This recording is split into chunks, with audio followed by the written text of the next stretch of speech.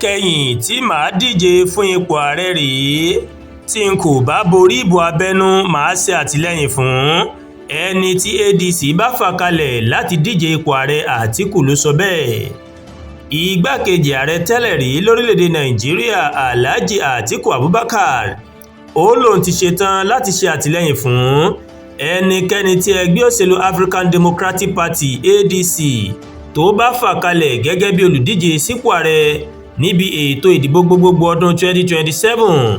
Àtíkù mà sọ èyí nígbà tó ń sọ̀rọ̀ níbi ètò kan tó mà kópa níbẹ̀ ní ọjọ́rú Wednesday tí ń ṣe ọjọ́ 15 oṣù kẹrin ọdún 2026. Ó mà sọ pé ohun tí àwọn ń gbèrò láti ṣe nínú ADC ó ní láti fẹnukò lórí olùdíje kan fún ipò ààrẹ ni. Ó ní tí èyí kò bá kẹsẹ̀ járí ni àwọn ṣẹ̀ṣẹ̀ máa ṣe ètò ìdìbò abẹ́nú láti yan olùdíje sípò ààrẹ náà. Ó ní ẹnikẹ́ni tí ẹgbẹ́ bá fà kalẹ̀ ìlú máa ṣe àtìlẹ́yìn fún, kódà kó jẹ́ Peter Obi. Ó wáá fi kọ́rọ̀ rẹ̀ pé òun kò ní yẹ̀bá fún ẹni tí ẹgbẹ́ bá fà kalẹ̀. Ó ní òun máa rí dájú pé ẹni náà rí ó rí àtìlẹ́yìn tó péye láti rí wípé ó gba ipò ààrẹ Nàìjíríà níbi ètò ìdìbò náà. Níbi ìfọ̀rọ̀wánilẹ́nuwò náà ìmọ̀ ló mà ti sọ pé tí òun kò bá rí ipò ààrẹ níbi ètò ìdìbò ọdún 2027 òun kò ní dupò kankan mọ́. Àtíkù ẹni tó ti ń díje sípò ààrẹ Nàìjíríà fún ọdún pípẹ́ ó mà sọ wípé àsìkò yìí ìní òun mà ní láti fi jẹ́ káwọn ọmọ Nàìjíríà ṣe àtìlẹ́yìn fún òun láti gbapò ààrẹ Nàìjíríà nítorí òun kò ní dupò mọ́ lẹ́yìn èyí.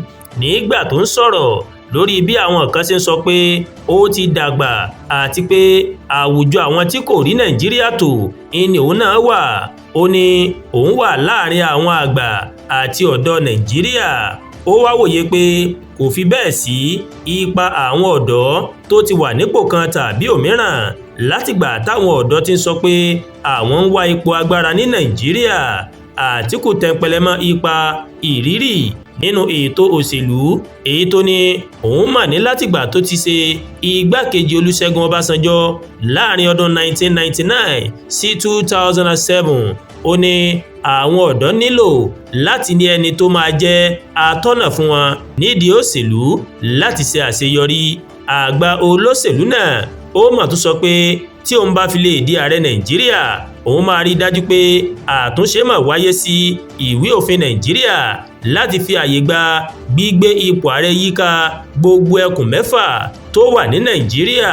Ó ní ṣíṣe yìí ó máa fi àyè gba kí ètò ìṣèjọba kó máa yíká gbogbo ẹkùn àti pé ó máa jẹ́ kí pínpín agbára kó lọ bó ṣe yẹ.